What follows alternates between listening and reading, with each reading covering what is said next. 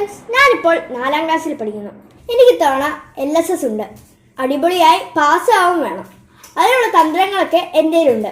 4ാം ക്ലാസ്സിലെ പാഠപുസ്തകങ്ങൾ മാത്രമല്ല, കുറച്ച് ജനറൽ നോളജും കൂടി നമ്മൾ പഠിക്കണം. CM കിഡ്സ് സ്കോളർഷിപ്പിന് ജനറൽ നോളജ് ഉണ്ട്.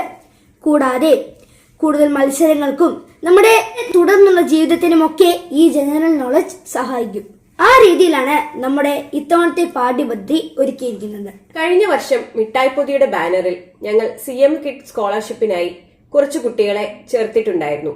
40ഓളം കുട്ടികളാണ് ആ ക്ലാസ്സിലേക്ക് ജോയിൻ ചെയ്തിരുന്നത്.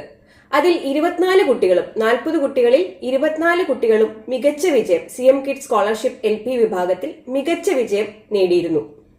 ആ ഒരു സന്തോഷത്തിലും ആവേശത്തിലുമാണ് ഇത്തവണത്തെ CM കിഡ്സ് സ്കോളർഷിപ്പിനായി ഞങ്ങൾ ക്ലാസുകൾ ഒരുക്കുന്നത്.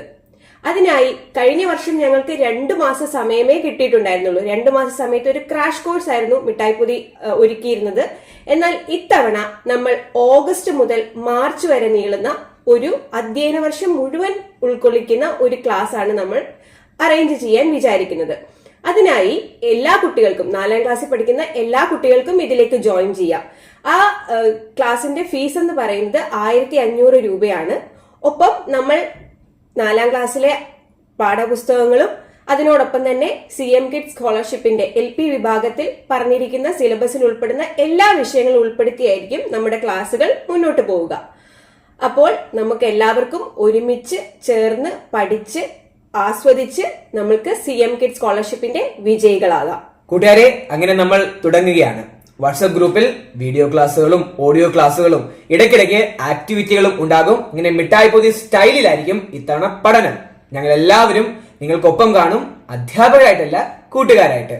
അപ്പോൾ ഉടനെ തന്നെ വാട്സ്ആപ്പ് ഗ്രൂപ്പിൽ അംഗമാവുക. ആദ്യത്തെ ബാച്ച് 100 പേർക്ക് മാത്രമാണ്.